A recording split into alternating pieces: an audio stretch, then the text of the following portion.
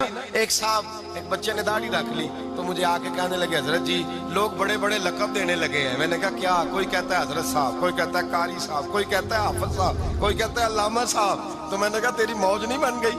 4 سالوں میں حفظ ہوتا ہے, تجھے مفت کا لقب مل گیا ہے. سے نظامی 8 سال میں ہوتا ہے, مفت کا علامہ بن گیا ہے. تجھے وقار نہیں دے دیا اللہ تعالیٰ نے؟ عزت میرے اعلیٰ حضرت فرماتے ہیں عزت در رسول پہ ہے, عزت حضور کی.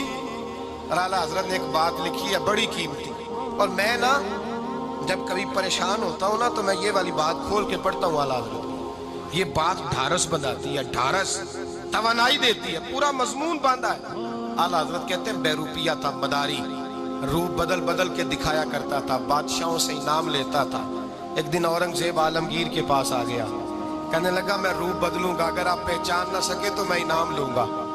آپ نے فرمایا میں کوئی ایسے ویسا بادشاہ نہیں, کہا مجھے دھوکہ دینا مشکل ہے. کہا نہیں میں روپ بدلوں گا. حضرت اورنگزیب عالمگیر بڑے نیک بادشاہ گزرے, بڑے پرہیزگار آدمی. وہ بے روپیہ کہنے لگا میں روپ بدلوں گا, آپ نہیں پہچان سکیں گے. فرمایا چل جتنا تیرے اندر زور ہے لگا لے.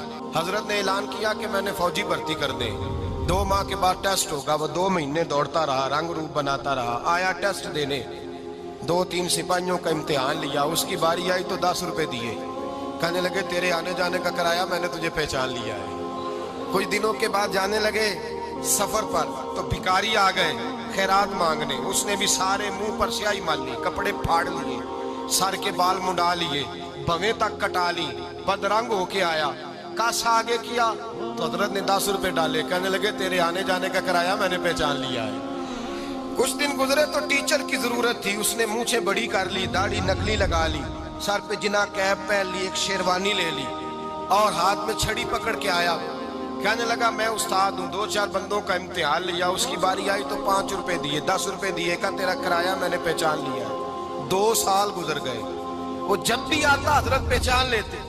ایک دن سفر پہ جا رہے تھے, بہت بڑا لشکر تھا, جہاد کرنے جا رہے تھے اورنگزیب عالمگیر. تو دیکھا ایک پہاڑی ہے, پہاڑی پہ لوگ جا بھی رہے ہیں آ بھی رہے.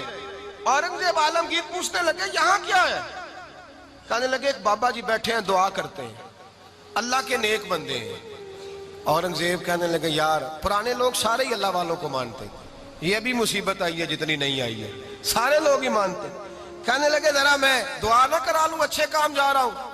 اورنگزیب بادشاہ تھے, بادشاہ لوگ نازک مزاج ہوتے ہیں. گھوڑے سے اترے, بڑی مشکل سے پہاڑی پہ چڑھے, اوپر گئے تو لائن لگی ہے, بابا جی غار میں بیٹھے.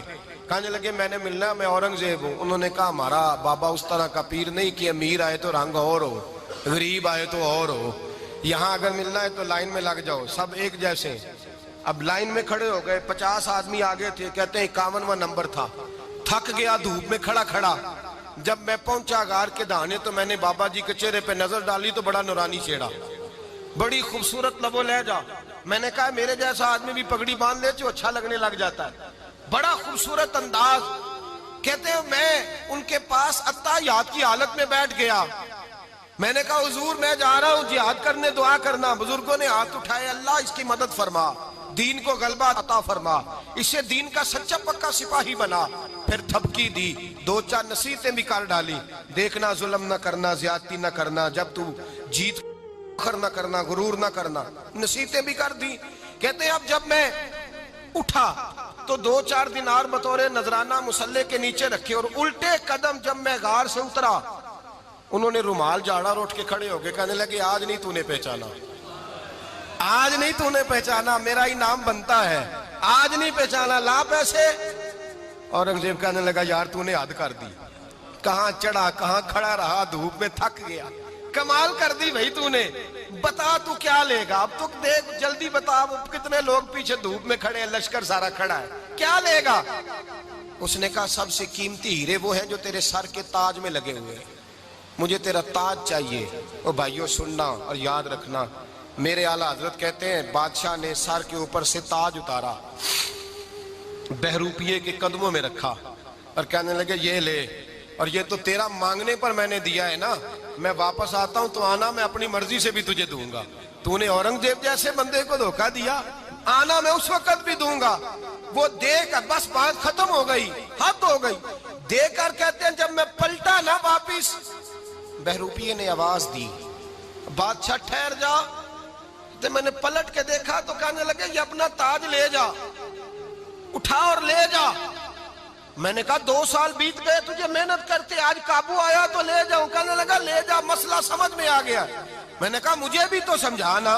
تو کہتے ہیں وہ پھوٹ پھوٹ کے رویا، اس کی آنکھیں برس پڑی، سیلاب کی طرح آنسو بہ نکلے، تڑپا اور رو کے کہنے لگا بادشاہ میں نے جھوٹ موٹ رسول اللہ کی غلامی اختیار کی تھی، جھوٹ موٹ کی داڑھی، جھوٹ موٹ کی پگڑی، جھوٹ موٹ کا فقر، میں نے جھوٹ موٹ نبی پاک کا لباس پہنا ہے، تو تیرے جیسے بادشاہوں کے تاج میرے قدموں میں آ گئے ہیں۔